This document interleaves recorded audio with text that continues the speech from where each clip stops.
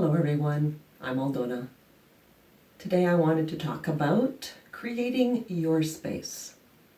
So we all have different homes, apartments, different spaces that we live in, and I wanted to just talk about a couple of different options that might suit you to create your little space, your little haven that you can practice your yoga or any other movement. I'll be doing this shape, or not so much shape, but this space for a few videos. Eventually, I will be moving around my house so that I can show you that yes, you can do your yoga practice pretty much anywhere that you can carve out a space. I like a space big enough that I can put my mat down. I like my mat. I want to be able to lie on it. That's the whole idea of me buying an extra long mat. So at least some floor space that you can put out your mat. Or if you don't have a mat at home, maybe using a carpet, maybe using a blanket. Just kind of push things aside, and it doesn't have to be a whole room dedicated to your practice. Not everybody has that luxury. So just kind of carve out a little space that you can put down your mat. And yes, ideally having a room just for your yoga practice is perfect. However, we got to do what we can do. So I have my mat set up in front of one of my windows. Now in these videos I have the curtains closed because the light that comes through it is a little distracting. So generally when I'm practicing, these curtains are open because I like the sunshine, I like to see the outside. So that's kind of the first thing that you can very easily do is steal the sunlight that's from outside. Doesn't matter if your space doesn't have a window, but that's kind of the first thing that I like. I like sunshine, I like warmth, I like heat. If you know me, you know that. So that would be my first thing when I put down my mat. I like to open the window, have the curtains open, hear the birds, hear the nature, and then I go from there. So I just want you to think maybe a little bit outside of the box of the typical yoga studio that has all the props, which you may not have. So I talked about it a little bit before. So I have a variety of things that I'm hoping that might maybe have you think a little bit differently about the things that are around your house. So I've talked about bolsters before, and there's a very good chance that you don't have a bolster. So I have mentioned using a blanket, any kind of blanket. You can roll it up and use it as a bolster. You can use any type of cushion that you have around the house. Those are all options. So don't just sit there and think, oh my gosh, I don't have a bolster, I can't do it. Yeah, you can, use something else. So in terms of blocks, these are the blocks that I generally use when I'm practicing. These are my bamboo blocks. And again, you may not have this. Yours might look a little different. This is a very typical foam block. These are green. They come in different colors, pink, purple, blue. They come in, and they're really light.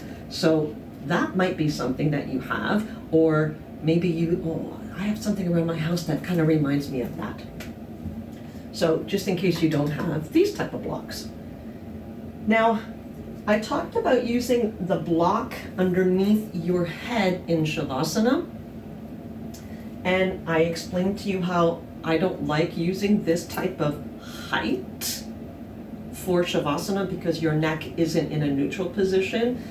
It's kind of jammed a little towards your chin, so I don't like using this type of height.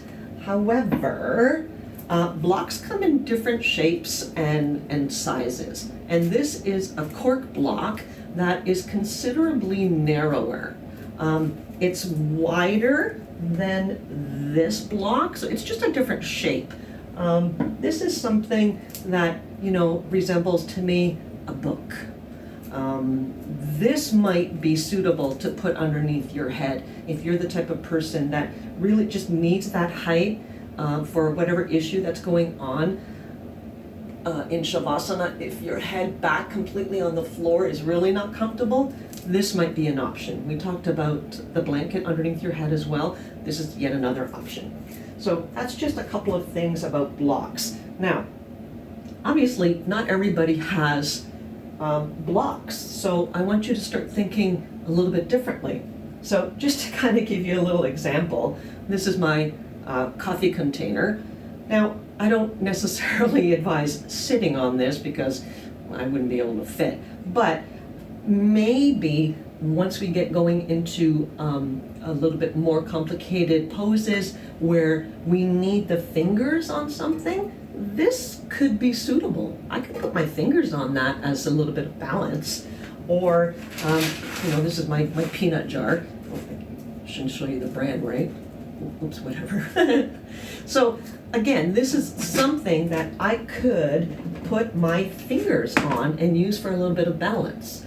Again, I don't know about sitting on that, but do what you can. So those are some options. So maybe you can look around your house and find something that might be suitable to give you that height, something that brings the floor closer to you just in case you can't reach. Now, eventually we're going to be going into some poses that we're going to manipulate our legs and our arms, and we might need a little bit of help. So I've talked about straps before.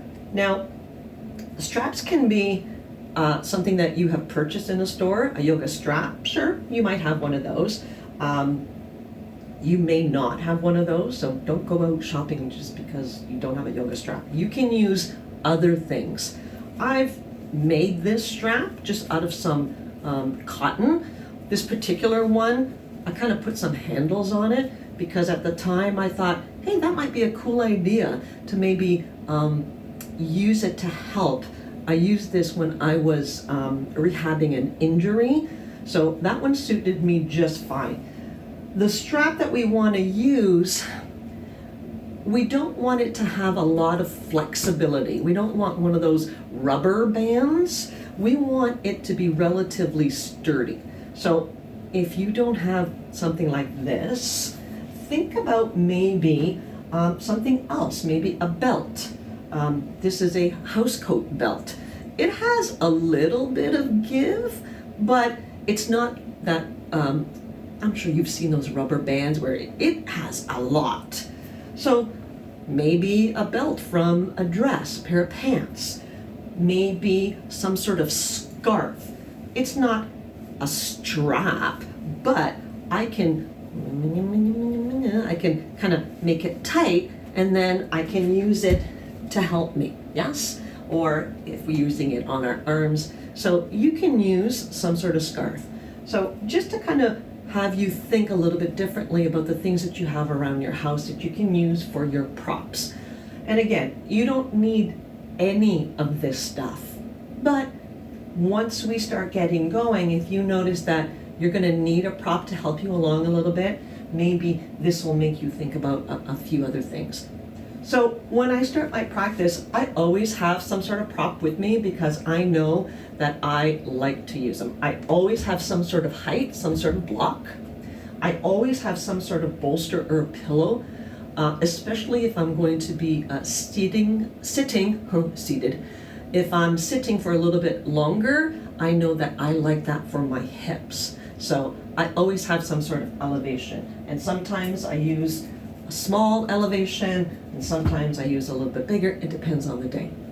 So props, you don't need them. They come in handy every once in a while. So again, it's a personal preference. Some people don't even want to use anything. They just want to use their body and nothing else and just kind of work with that.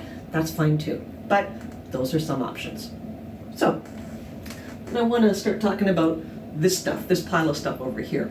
So in your little space that you have carved out, you might want to personalize it a little bit. You might have something around your house that you like, something that is pleasing to you, something that makes you smile, something that makes you happy, and you might consider having that nearby, just to make your practice a little bit more enjoyable. Again, you don't have to, but if you want, you have a couple of options. So I'm sure you've seen my little statue back here in the corner. This statue and these things that are here, it's very much a personal preference. You don't have to have a statue, but maybe there's a lamp that you like that kind of gives off a very nice glow. And maybe this lighting that I have going on for the camera isn't the best thing for you. Maybe it's a little bit too harsh for you. So maybe when you're practicing, maybe you like it a little more dimmer, but you don't want to be in the dark. Maybe a little lamp might make you feel a little bit nicer. So you'll see some of these props eventually when we do some more videos, but I just want to have you think about things that you have around the house. Maybe you like a certain smell. So maybe you have a candle that has an aroma, or maybe you have essential oils or a diffuser or anything that has some sort of smell. Maybe that is going to make you feel better. If you're the type of person that smells bother you, then maybe that's not the option for you. Maybe there's a plant that you like. I have my little plant here. I don't know how healthy it looks. Those of you who know me know that I don't really have a green thumb, but I got my little plant there and I'm actually happy that it's not dead yet. So maybe on some days I want to have that plant there. So look around your house and maybe there's a small piece of art or something around your house that might make you feel nice. So you could have that in your space. You don't have to. You don't have to make this complicated. You really don't. You can if you want to. If you're the type of person who wants to set up a whole little space and make it your little spa area and maybe have music going on, it really depends on how you're feeling on that day. If you need all of those things to make you feel better, go ahead. Who am I to say that it's wrong? You don't have to. You can literally push stuff away on the floor somewhere in your space, put your yoga mat down, and you can practice right there. You don't have to deal with any other things surrounding you. But if it works for you on that particular day, I invite you to do it.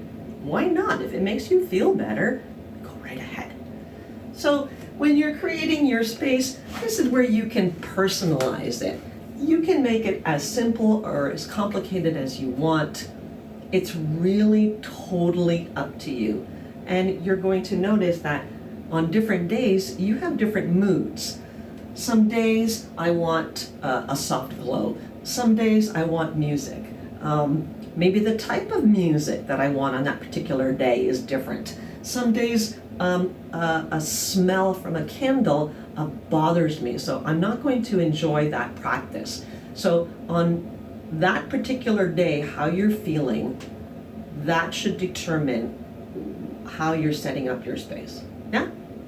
So I just wanted to kind of touch base on that, and then you can decide how much effort you want to put into creating your space, or how little effort you want to put into creating your space. So I do invite you to carve out a little space, even if you have to kind of kick the dog aside, or maybe your dog wants to join you on your mat, or maybe you have a kitty cat who's interested in, what are you doing? I want to go there too. And if that brings you joy, then sure, allow your fur baby to join you in your space. However, if it's not something that you want, maybe you want to lock them away a little bit for the few minutes that you are on your mat. So I do know that sometimes it's difficult to think of your space as a fitness space or a yoga space or space for a spa. Think very small. Find a little corner that you can, take your few minutes. You might still have the distractions around you. You might have family members. You might have busyness going on, and pretty much everybody has that. However, can you find one little space that could be yours for a little bit? That's not to guarantee that you won't get interrupted. If you're in your house, there's a pretty good chance that you are going to get interrupted. But how are you going to be able to deal with that? Is one of these nice things that you have in your space, are they going to help you kind of push that distraction away? And if it does, then yay, job accomplished. So that's it for that. So hopefully you can look around your house and find something that is going to make your little space a little bit more personalized and a little bit more comfortable for you. So that's it for this video. We'll talk soon. Bye for now.